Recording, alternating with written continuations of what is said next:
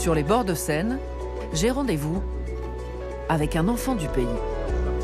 Bonjour Julien. Bonjour Élise.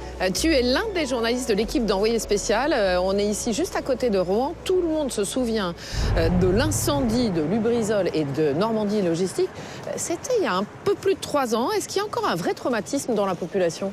Ce 26 septembre 2019, ça a été un électrochoc en fait pour la population parce que des explosions, un panache de fumée immense. Parce que à Rouen, en fait, tout le monde sait que ces entreprises, elles sont là, que cette zone industrielle juste là. cette et zone partout autour aussi, des entreprises potentiellement dangereuses. Et pourtant, elles font partie du décor. Quand on passe à côté, on ne fait pas vraiment attention. Et là, ce 26 septembre 2019, ça a rappelé tout le monde le danger qu'il pouvait y avoir ici. Et aujourd'hui, 3 ans après, à la moindre odeur suspecte, à la moindre fumée inhabituelle, les gens sont inquiets. Il y a même des groupes sur les réseaux sociaux où on se partage les photos, on s'alerte d'heure en heure dès qu'il y a un mouvement suspect dans la zone. Alors, il y a eu des rapports officiels, on est d'accord. Ils sont plutôt rassurants pour la santé des populations. Les habitants, ils y croient ou ils y croient pas ? C'est vrai qu'il y a eu beaucoup de rapports. Les autorités locales qu'on a rencontrées pour le reportage se gargarisent même du fait qu'on n'a jamais autant fouillé un territoire pour trouver des traces de pollution ou des conséquences sur la santé. Mais pourtant, il y a toujours un doute auprès des habitants avec cette question très pragmatique. Comment autant de produits chimiques et un panache de fumée qui allait jusqu'en Belgique n'a pu laisser aucune trace dans l'environnement et n'avoir aucune conséquence sur la santé ? Alors, on a un point commun tous les deux, je ne savais peut-être pas, mais moi, je suis née ici, à Rouen. Et mes parents, ils ont décidé, quand j'avais 1 an, de déménager justement parce qu'on habitait tout près d'ici. Il y avait ça devant. Ils se sont dit, c'est trop dangereux pour les enfants, on part. Toi, ta famille a décidé de rester. Oui, nous, on s'était jamais posé cette question jusqu'à l'accident. Et quand c'est arrivé, le 26 septembre 2019, il y avait un peu 2 camps. Il y avait d'un côté ceux qui habitaient rive gauche, comme ma maman, près de l'usine. Eux étaient pour le coup, dans le bon sens du vent, le panache de fumée n'est pas passé près de chez eux. Mais mon frère, qui était juste en face, rive droite, lui, il se l'est pris en plein dans la figure et il a été très inquiet, et encore aujourd'hui. Alors justement, Julien, on va regarder ton enquête réalisée avec Élodie Delevoye. On va retrouver ton frère et sa petite famille. Tout commence ce fameux 26 septembre. Regardez.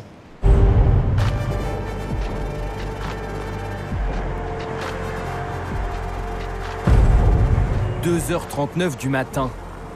2 entreprises, Normandie Logistique et Lubrizol, s'embrasent. En 12 heures, 9500 tonnes de produits chimiques partent en fumée. Dans ce panache noir totalement opaque, étendu sur plus de 20 km.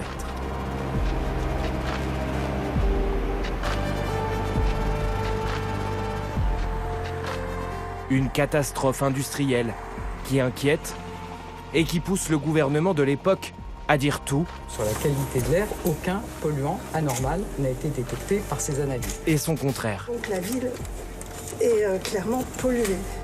Quand de son côté, le PDG de l'entreprise Lubrizol minimise. Il n'y a aucune différence significative entre ce qui a été brûlé dans le feu et ce que l'on peut trouver brûlé dans un incendie, par exemple dans une maison, et même dans des maisons ou des logements, les fumées peuvent être encore plus toxiques. Dans cette ville, ce jour-là, toute ma famille. Et juste en dessous du nuage, mon frère, à 2 km de l'incendie. Face à ces images qui me parviennent, je l'alerte. Incendie en cours dans l'usine chimique de Rouen. Faites attention. Allume France Bleu pour avoir des infos en live et les consignes de sécurité. Je ne sais pas trop quoi faire, car le nuage de fumée passe juste au-dessus de l'appartement. Ça ne me rassure pas des masses. En plus, aux infos, ils disent qu'il n'y a pas de toxicité. J'y crois pas du tout. Tu ferais quoi, toi ? Allez loin du nuage. Ils ne peuvent pas savoir encore ce qu'il y a véritablement dedans. Quel souvenir mon frère garde-t-il de cette nuit cauchemardesque ? 3 ans plus tard, quelles conséquences sur lui et sa famille ? C'est là. Je lui rends visite. C'est le chantier ici. Je retrouve son fils Mathis. Tu me dis bonjour, toi ? Ça va ? Ça fait longtemps qu'on s'est vus. Comment ça va ? Et sa femme Adeline. Ça va ? Oui, toi ? La forme ? Carrément. Aujourd'hui encore, les images du 26 septembre 2019 continuent de les hanter. Ça, c'était la vue de notre cuisine. C'est juste au-dessus de l'immeuble. On avait l'impression d'être en pleine nuit, cloisonné en fait, dans une bulle noire. On se serait cru dans un film d'horreur en fait.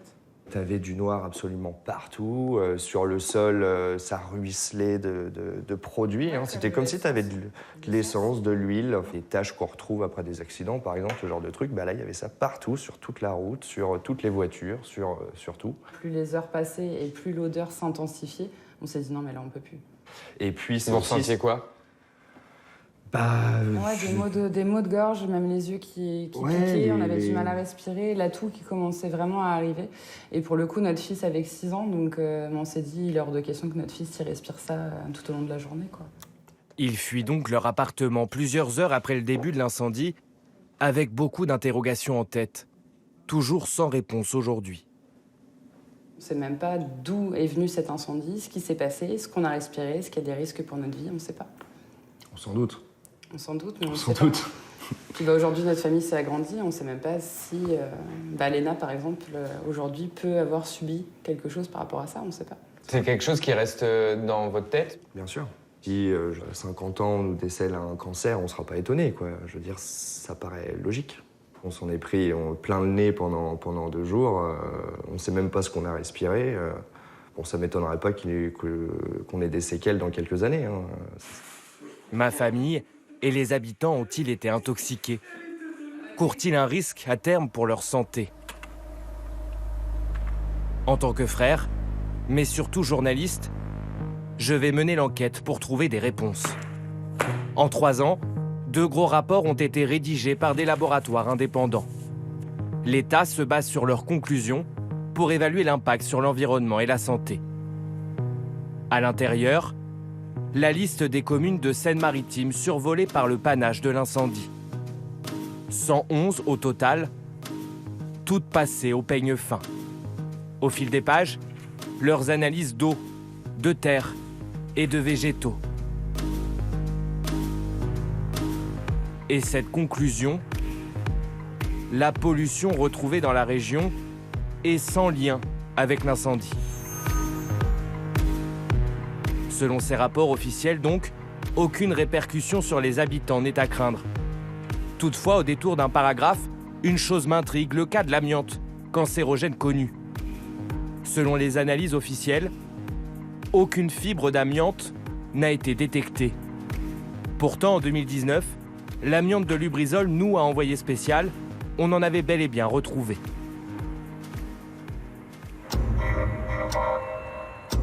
Tiens, il y en a là.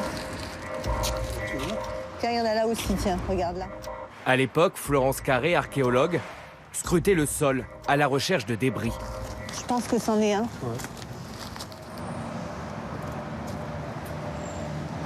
Ouais, ça va.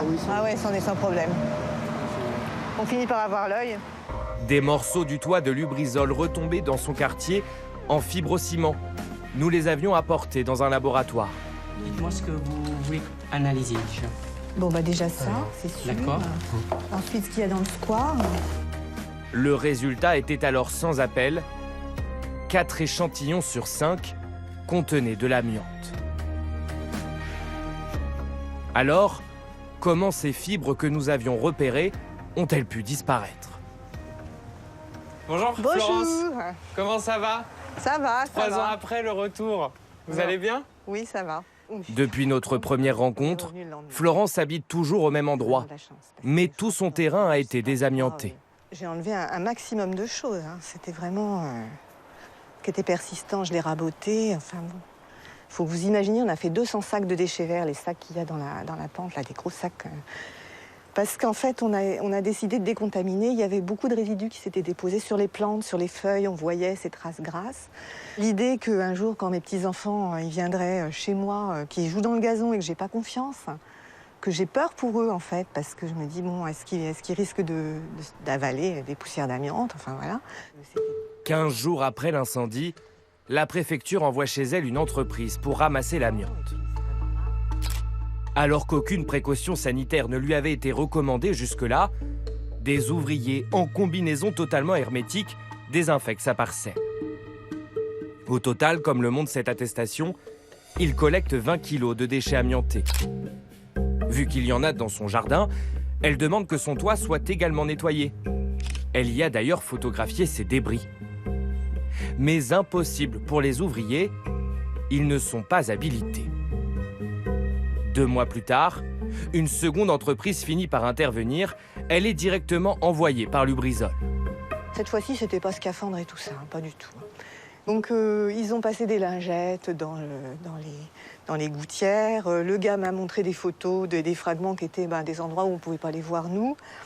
Et puis voilà. Et puis je lui ai demandé si on pouvait avoir le rapport et les photos. Il fallait s'adresser à son chef de chantier. Donc j'ai appelé Lubrizol. La responsable de la communication m'a répondu « je dois voir avec le service juridique ». Et puis ensuite, non, on ne peut pas vous communiquer les documents. Début 2020, Florence finit par recevoir cette réponse par mail de Lubrizol. Une prospection dans vos gouttières a été effectuée. Aucun débris n'a été identifié. Alors qu'il y en avait partout dans son jardin, Lubrizol affirme donc que son toit a été miraculeusement épargné. C'est quoi votre sentiment quand vous voyez ça?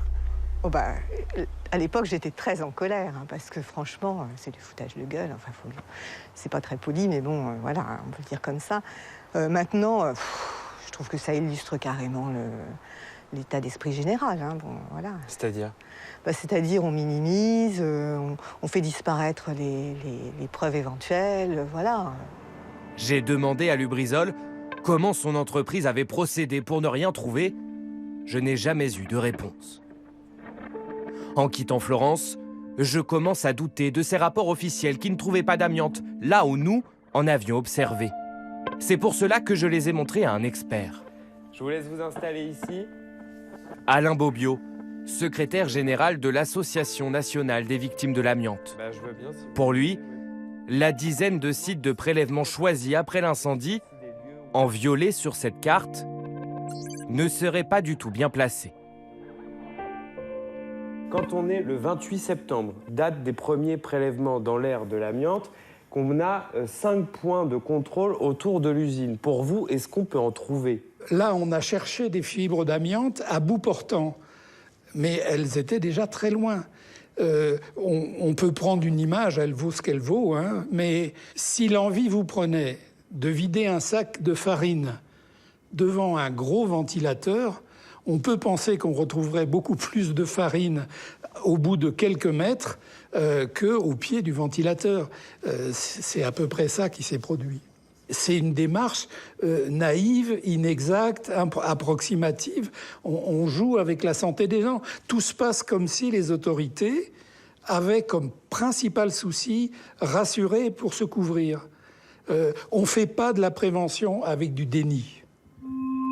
Des prélèvements faits d'après lui au mauvais endroit et avec un manque curieux de rigueur. Ces analyses officielles, par exemple, ont été publiées le 1er octobre 2019. Mais si on regarde de plus près, les échantillons qui ont servi pour obtenir les résultats datent, eux, du 30 octobre, un mois après la publication. Normalement, il faudrait inscrire ce prélèvement dans le livre des records. Bon, moi, je peux comprendre que même quelqu'un qui se présente comme un expert fasse des bourdes, encore que celle-là est assez grosse.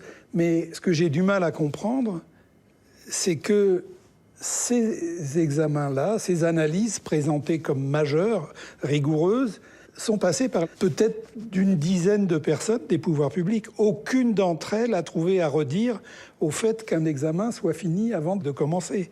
Mais quel est le but de ces mesures? On sait qu'il y a des milliards de fibres dans la toiture. On l'a ramassé à 2,5 km de distance dans des jardins. C'est tout. La preuve, elle est là. Par exemple, moi, mon frère, qui habitait en face de l'usine Lubrizol, qui était dans le panache de fumée, potentiellement, il pourrait, dans plusieurs dizaines d'années, développer un cancer à cause de ces fibres d'amiante respirées le jour de Lubrizol. Il faut pas le souhaiter, mais objectivement, c'est possible. Les fibres d'amiante sont des fibres cancérogènes, mais c'est un cancérogène sans seuil. En d'autres termes, avec une seule exposition à l'amiante contenue dans le toit de l'usine partie en fumée, et peu importe sa quantité, mon frère et les Rouennais pourraient tomber malades dans quelques années. Au-delà des bâtiments pulvérisés, connaît-on vraiment tout ce qui a brûlé ce jour-là? À Rouen, un habitant de la ville a cherché à le savoir. Bonjour Simon. Bonjour Julien. Comment ça va? Très très bien. Bienvenue à la maison. Merci. Simon de Caravallo est normand depuis toujours. Mais son quotidien tourne désormais autour de l'incendie de Lubrizol et Normandie Logistique. Là, c'est quelques petits clichés. La photo du 26, un rappel permanent de ce qui s'est passé ce jour-là. Et puis, on a marqué les esprits en collant cette affiche. Ville polluée sur toutes les entrées de ville.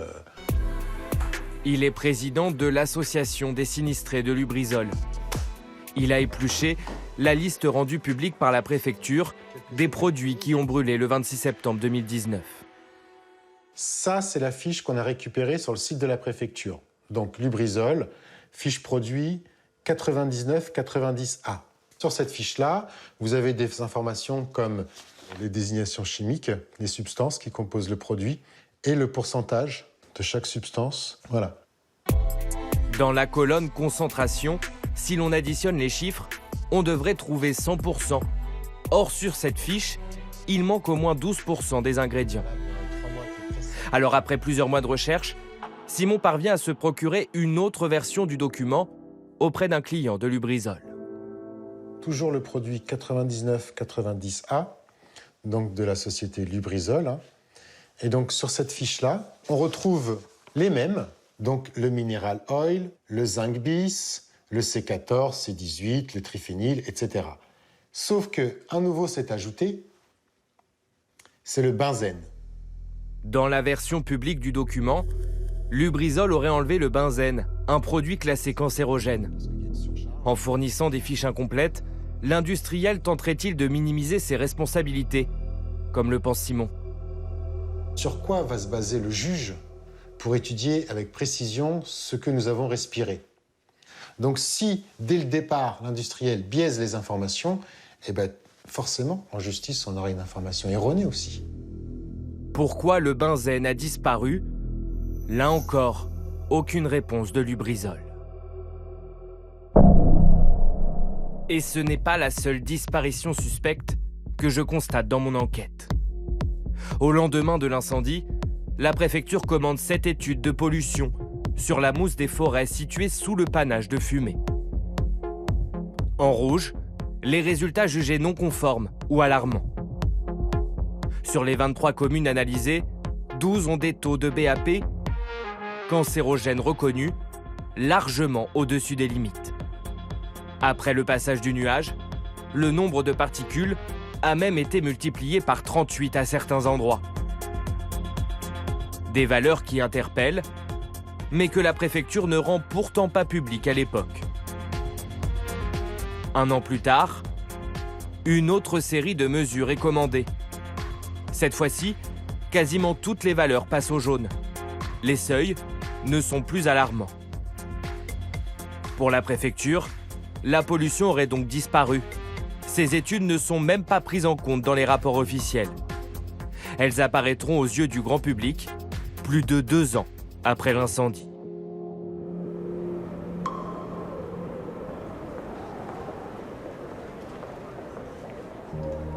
À Rouen, pour connaître les effets de l'incendie sur les habitants, Santé publique France a réalisé cette étude. Pour l'établir, pas d'analyse de sang ou de prélèvement, non, juste un questionnaire envoyé à 10 000 habitants. La conclusion, seule une dégradation de leur santé mentale a été constatée. Après la pollution dans l'environnement, les effets potentiels sur la santé ont-ils été eux aussi recherchés de manière discutable? Un des membres de l'organisation qui a dirigé l'étude et qui souhaite rester anonyme semble le penser. Allô? Oui, bonjour. Oui, bonjour. Lorsqu'on abordait par exemple la santé des travailleurs, le coordonnateur nous disait oui, mais ce n'est pas le lieu, ce n'est pas notre mission. Il voulait pas chercher, quoi. On a voulu chercher, mais je dirais on a voulu chercher là où on était à peu près certain de rien trouver. Ces différentes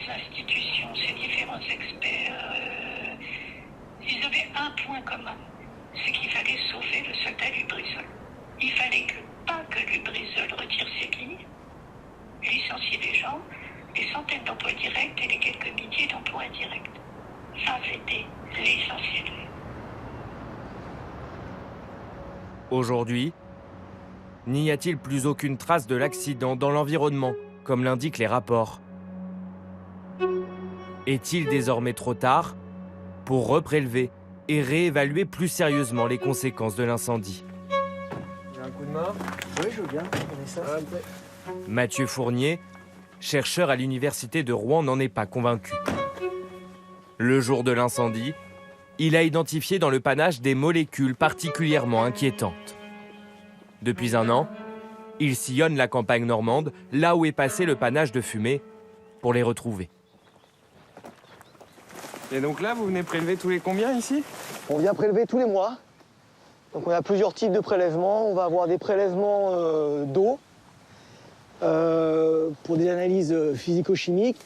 Un travail fastidieux, car ces molécules, ces marqueurs de l'incendie, n'existaient pas jusque-là.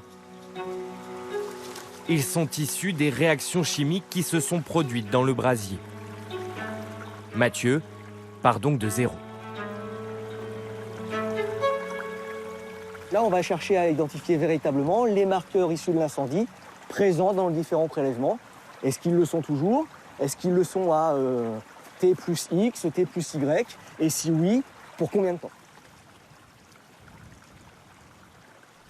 Au total, 19 laboratoires de l'université de Rouen les traquent actuellement pour évaluer leurs conséquences sur l'environnement, mais aussi sur la santé.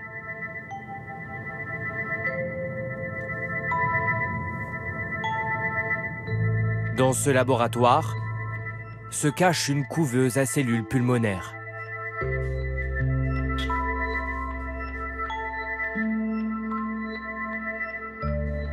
Voilà, et vraiment ici, vous avez une cellule. Alors, approximativement, il y en a 1 million par puits. Et elles vont très bien parce qu'elles ont un long profil. Et souvent, quand elles sont mortes ou qu'elles sont en mauvais état, elles ont tendance à devenir beaucoup plus rondes. Donc non, là, elles vont très bien. Ces milliards de cellules sont ensuite installées dans ces boîtiers, censés reproduire un poumon humain. Si elles sont jusque-là en bonne santé, les chercheurs vont leur faire passer un sale quart d'heure. Car à l'intérieur de ce caisson, bardé de capteurs, dans quelques minutes, va se rejouer l'incendie de Lubrizol Normandie Logistique. Des huiles industrielles présentes en nombre le soir de l'incendie sont mélangées et chauffées. Allez, on est à combien là? 52. Ok. Pour provoquer la combustion. Et donc? 130. Ah oui.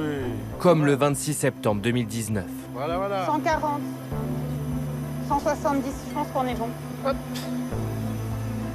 Et voilà. Donc là, elle est chaude, elle va s'allumer toute seule. Voilà. Et on va fermer. Et voilà. Une fois privées d'air, les flammes vont produire de la suie, semblable à celle qui a survolé la région il y a 3 ans. Et reliées à ce caisson, les fameuses cellules pulmonaires.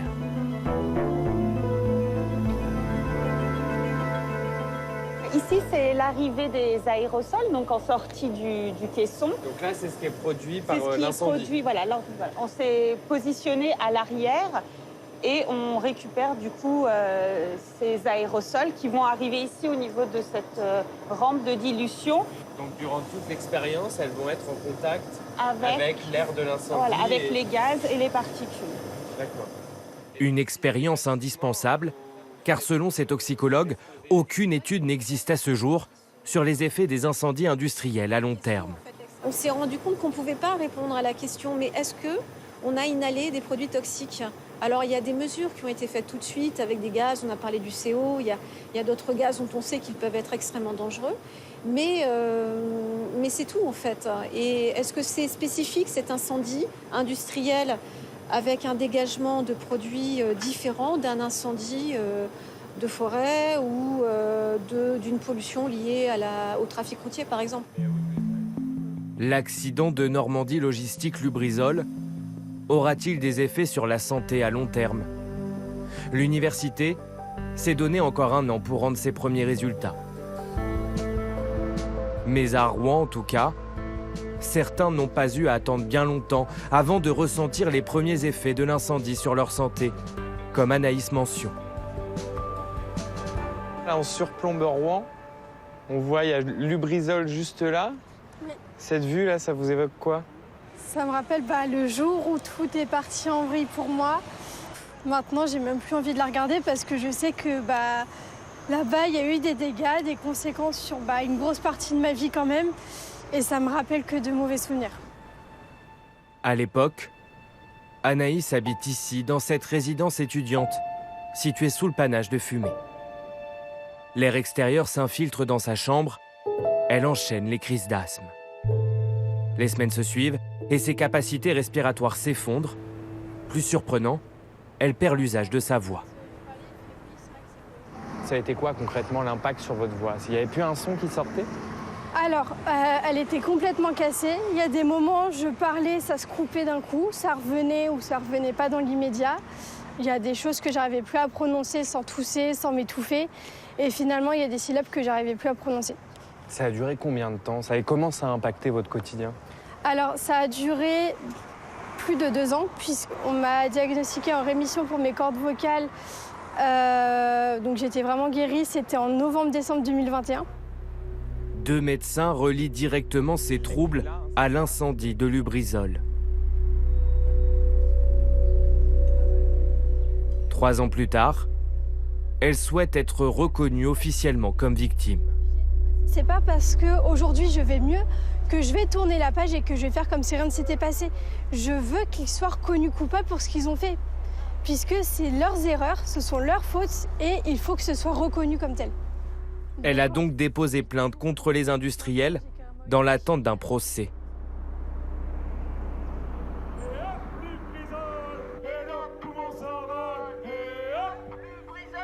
Comme elle, près de 1000 personnes se sont constituées partie civile dans cette longue bataille judiciaire qui ne fait que commencer. Tous les 26 septembre depuis l'accident, ils descendent dans la rue. Entraînés par Gérald Lecor, inspecteur du travail délégué CGT, et Simon de Caravallo, l'habitant qui a épluché les fiches produits de Lubrizol. On a fait des petits jeux de mots, là, des petits trucs sympas. Et Lubrizol court toujours. Ils réclament que les élus du coin les accompagnent dans leur quête de vérité. Comme je dis, ils ont vraiment misé sur notre santé, quoi. On doit avoir une santé de fer ici, pour tenir avec toute cette pollution.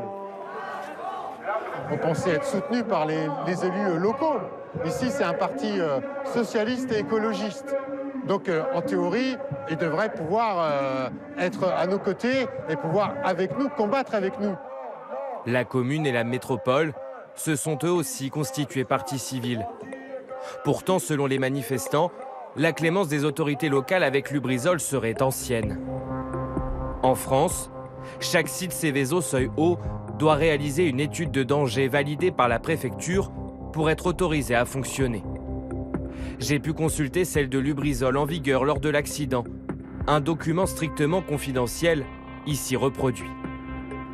Dans ce tableau, toutes les catastrophes industrielles possibles sur le site de l'entreprise. Le scénario du 26 septembre 2019 avait bien été envisagé, sa gravité est même classée comme catastrophique. En revanche, sa probabilité est classée E. Comprenez possible, mais extrêmement peu probable. C'est le classement le moins préoccupant. Une évaluation du risque confirmée par l'État qui estime la probabilité d'un incendie à 1 fois tous les 10 000 ans.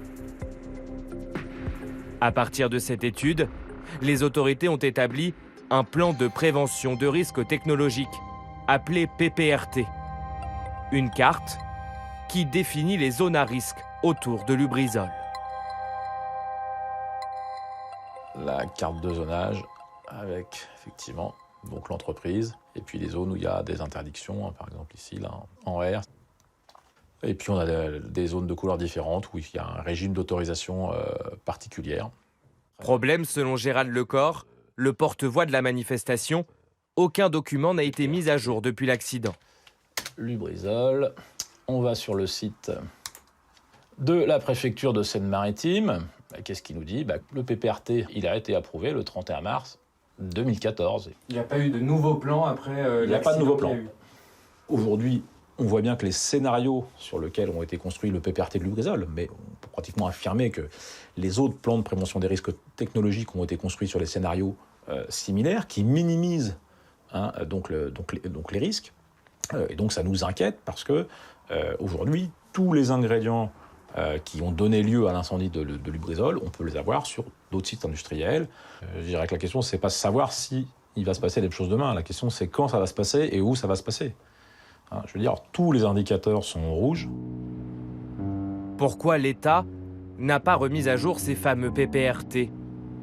N'y a-t-il aucune leçon à tirer aujourd'hui du 26 septembre 2019? Vous allez vous installer ici? Alors vous voulez que je me mette comment? Selon la préfecture, pas besoin de revoir les documents. Ils ont parfaitement rempli leur rôle. Quand l'incendie Lubrizol est intervenu, nous connaissions les produits et process qui brûlaient, nous savions ce que cela pourrait donner si tout brûlait, et nous avons eu la démonstration de l'efficacité des PPRT. C'était l'esprit des PPRT, notamment dans leur portée en matière d'urbanisme, de ne pas reproduire un incident de type AZF. Voilà. Et nous avons eu la démonstration assez flagrante dans le cas de l'incendie Lubrizol que nous n'étions nullement dans le cas d'AZF. Je redis, 31 morts, 3000 blessés, plusieurs milliers d'immeubles détruits. Rouen, 0 mort, 0 blessés, 0 immeuble détruit. Comme dans l'usine AZF en 2001, Lubrizol contenait un produit mortel s'il avait brûlé. Mais les ouvriers de Rouen l'ont immédiatement évacué. C'est ce que prévoyait le plan. Mais dans des extraits de l'étude de danger de Lubrizol, le risque d'accident pouvant entraîner un incendie sur les installations est relativement faible, fréquence évaluée au maximum à 1 fois tous les 10 000 ans. Ça veut dire qu'en gros, on est tranquille pendant 9990 ans ici à Rouen? Ou clairement, on l'a sous-évalué, le risque à l'époque? Je ne peux pas vous dire si on l'a sous-évalué. Je n'en suis d'ailleurs pas certain, puisque, je redis, le PPRT, il a parfaitement joué son rôle. Les chiffres sont là. On peut discuter, on peut parler du nuage, de la crainte qu'il y a eu, parce que ça a été un élément tout à fait traumatisant pour le territoire. C'est très clair, il n'y a pas d'ambiguïté à cet égard.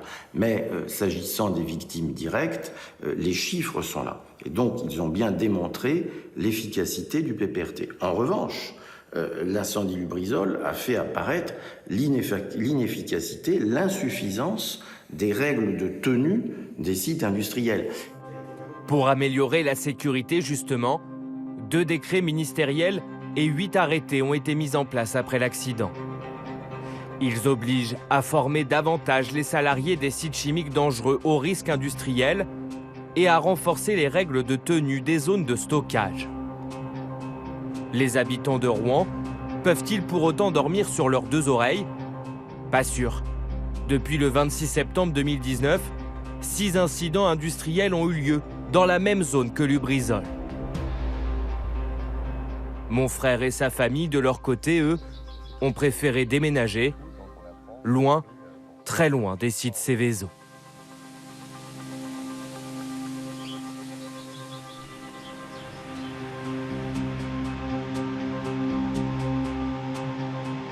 Bonjour Paul Poulain. Bonjour. Vous êtes expert en risque industriel. Ça fait une dizaine d'années que vous travaillez dans le secteur et vous avez signé un livre qui s'intitule « Tout peut exploser ». C'est publié chez Fayard. On vient de voir le sujet là. Le frère de notre journaliste Julien Duponchel a décidé de déménager avec toute sa petite famille. Il ne veut plus être dans l'agglomération rouennaise. Est-ce qu'il a eu raison, à votre avis? Parce qu'on voit ce qu'il y a autour de nous.